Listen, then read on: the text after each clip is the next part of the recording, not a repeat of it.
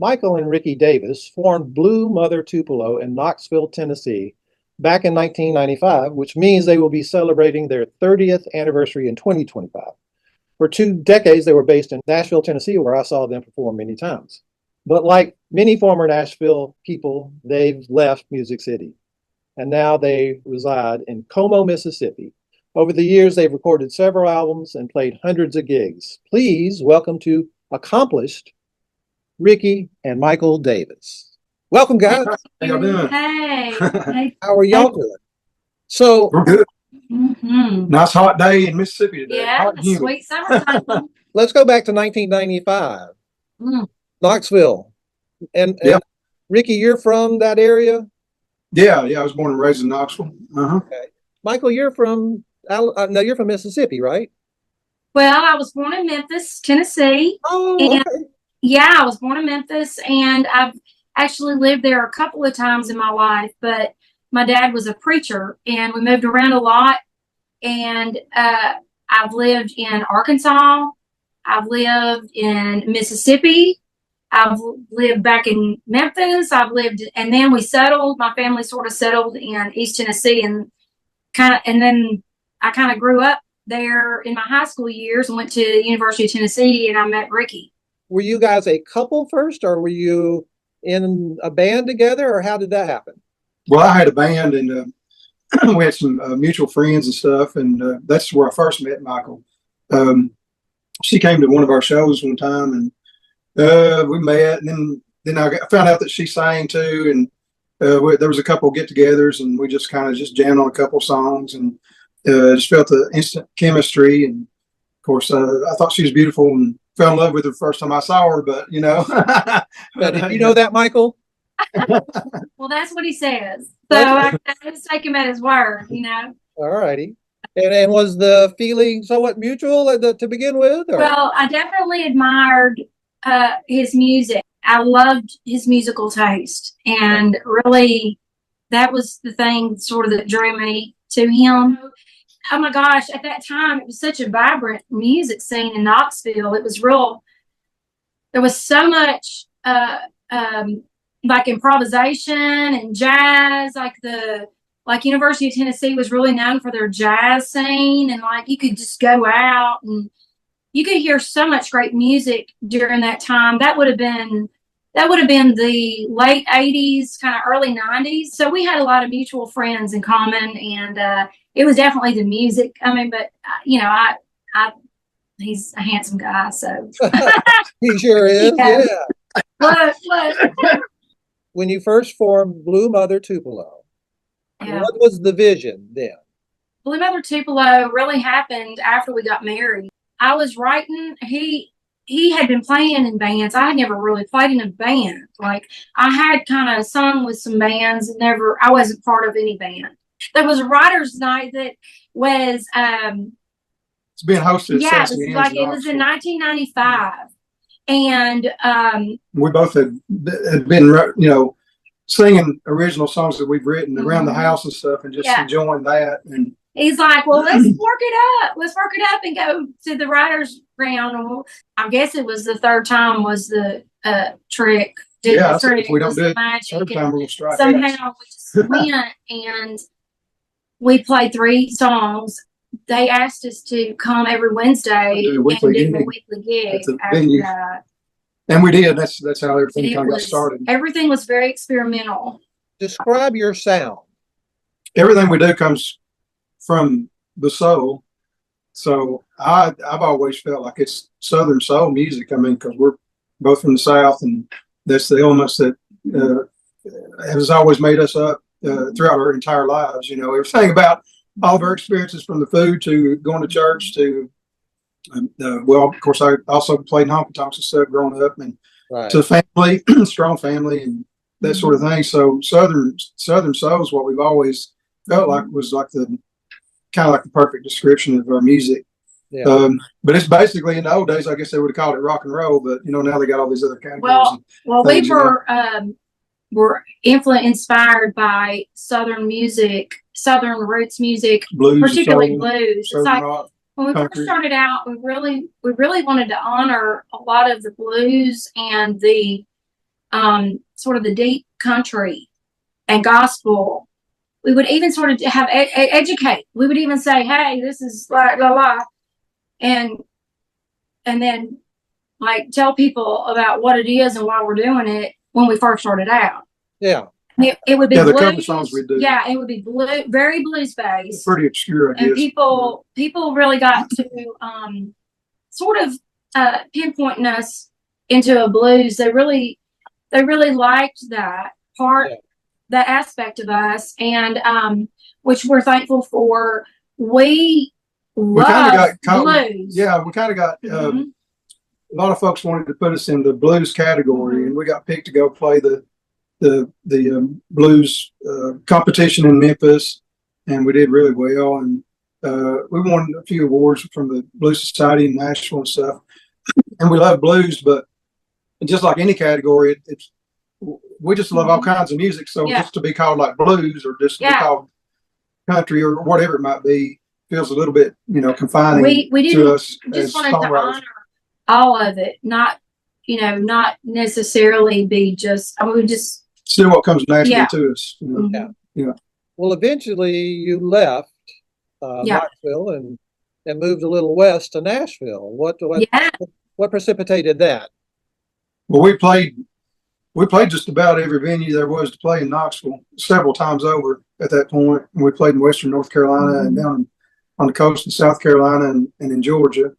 And we just felt like, well, we went on we both had day jobs, and the week that we had off, we went on an excursion to see what music city we might want to move to other than Knoxville. And we went over to Nashville and went to Memphis and Austin, Texas, and come up through the Mississippi Delta. New Orleans. New Orleans, and then come up through the Mississippi Delta.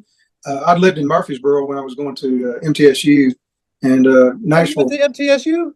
Yeah, I did. Yeah, I studied recording industry management there. Yeah, I taught in the recording industry management program at MTSU. Oh wow, that's cool. For a year, awesome. As a matter of fact. Yeah. That was in the early 90s when I went there. Yeah. Yeah, I was there 2012 or something like that. Oh yeah. Yeah. I have fond memories of my time at MTSU. Learned a lot, really. Yeah. But we knew. I already knew that Nashville was obviously it's a music city, or at least that's all it was really known for at that point. It was the music city. And it was just a few hours down the road from Knoxville, and so we ended up moving to Nashville, and still kind of a short journey to go back and see family in East Tennessee and stuff too. So we were there we lived in the Nashville area for 21 years, and it was really a sweet time. Yeah. Got to make music with all kinds of amazing. We moved there in 1998. 1998. Yeah. Yeah.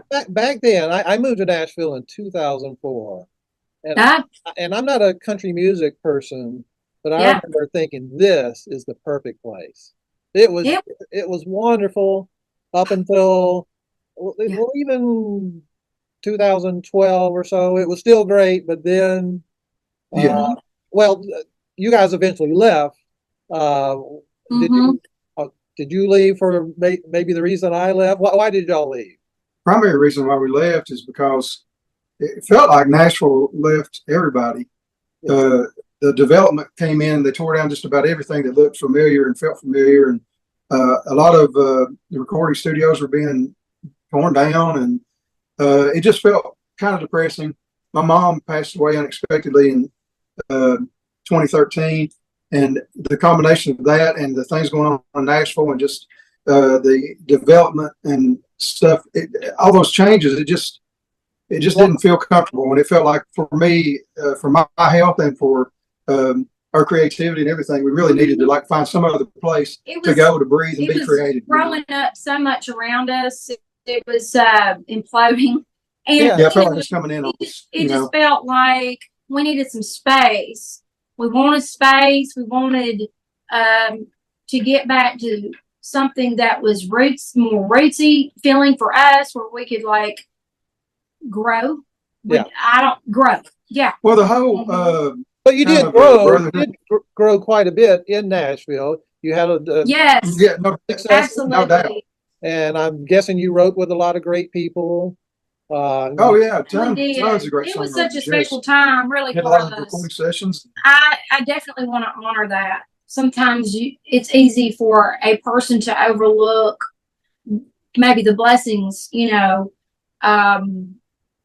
or to honor the blessing. Well, one thing is just being so busy, like we've been for 30 years. I mean, busy, busy, busy. You know, it's like when you're that busy, it's hard to like really reflect on what all you've actually been a part of and things. You Yeah, know, you're just trying to. in a kind of whirlwind. Yeah. And we never tried to, like, we weren't real networkers at all. We were just kind Let of, things happen naturally. yeah, we just tried to be where people wanted us to be and where it seemed right for us to be. And We're still that way. and we are still that way. Well, you're Yeah. not the typical stereotypical Nashville act. As a matter of fact, I would go out to see songwriters all the time, and Yeah. sometimes it got to be too much, and then I'd go see someone like you, and it was kind of like a palate cleanser. It was just different, and it just all right. So I see you guys now. I can go back and see the songwriters because you guys were different. Yeah. Well, we didn't really know we were all that different until we started hearing that from people. What you mean? Yeah. I know exactly what you mean. And I knew that we were different because the reaction was always different. We're still not in that mainstream at all. No. So we've always been on the edge. And it's like, I've been inspired by so many, and I believe that I've inspired a lot of people. But I'm grateful for that, and I don't know. It doesn't matter how it ends up, really, other than loving your life, really. I like the city lights. I like them starry nights. I like black limousines. I like my bare feet. I like it when you smile. You make my life worthwhile. On this we can agree, baby. No matter where I am, your love is all I need.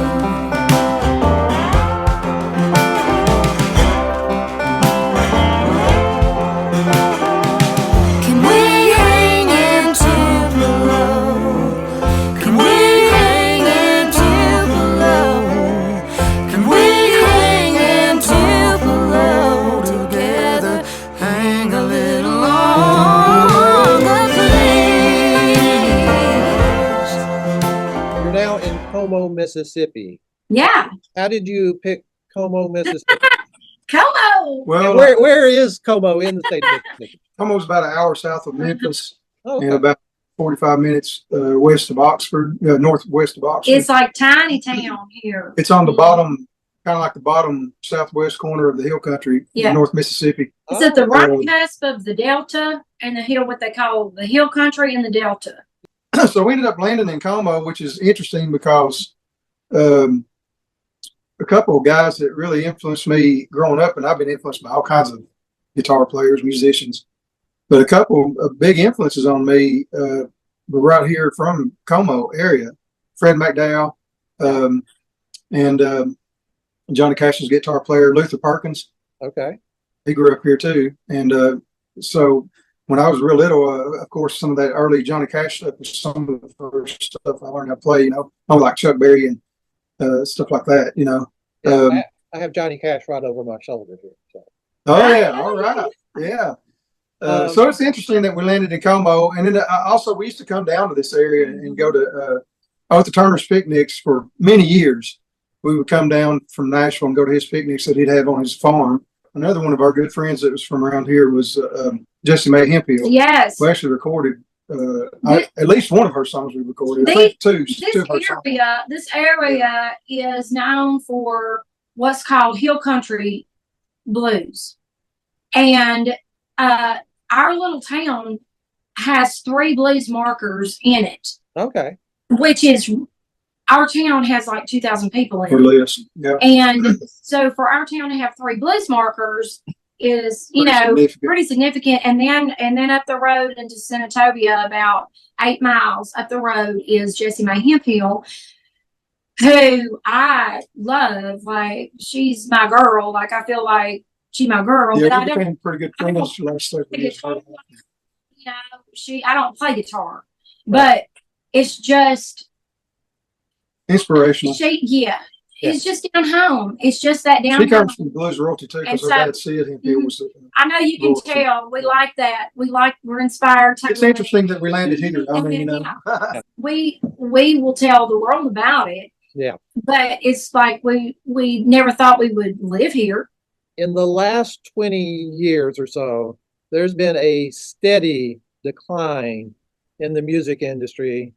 And plus, there's been COVID and all of that stuff that you guys have been through. Yeah. So what keeps y'all going?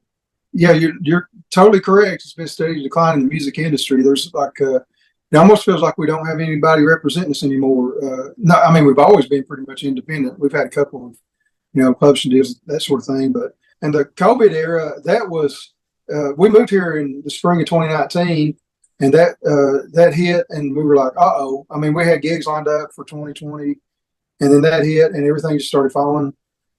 Our last gig in 2020, before we finally picked up a couple at the end of the year, was in Atlanta, outside of Atlanta, at Eddie's Attic, in March. And then the other gigs got canceled, so we had to come on back home, and we were like, now what are we going to do, And so we did some of the Facebook Live things. We did that several times, but that we really got tired of doing that. It's just so it's not the same playing to an iPhone through Facebook as it is like going and playing live or going in the studio or whatever. Right.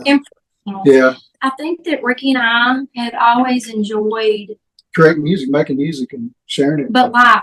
Yeah. It's We do love like to perform live. It's fun. being with people gathered together in a room. When they're ready, they want to hear. They need the music, and you feel that they need it. Yeah. And you need to make it, and you need to share, and you need connect, and you love those people, and you don't know them, and some you do, but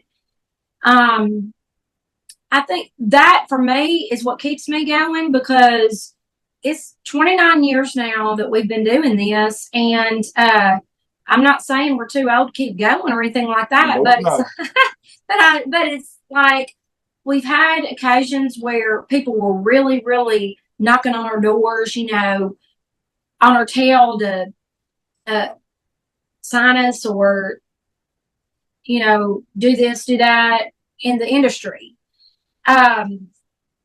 It's been an interesting ride. I think now, truly, it's just, it's just joy of, this is something that we've been given to do. And it's like, who am I to say what kind, we just do it. We go and try to love it, love even every aspect of it. How do people find you guys? BlueMotherTupelo.com is our website. Okay. That's the best way to get in touch with us. And all of our contact information is on our website. Okay. We do have the Facebook page and Instagram and that sort of stuff. Yeah. But Tim, I know it is.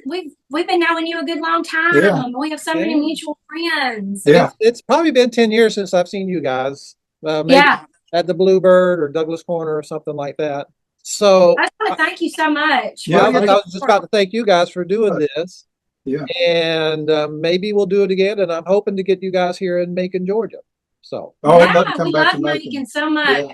This is Thank a you very much. Wonderful place. Yeah. yes.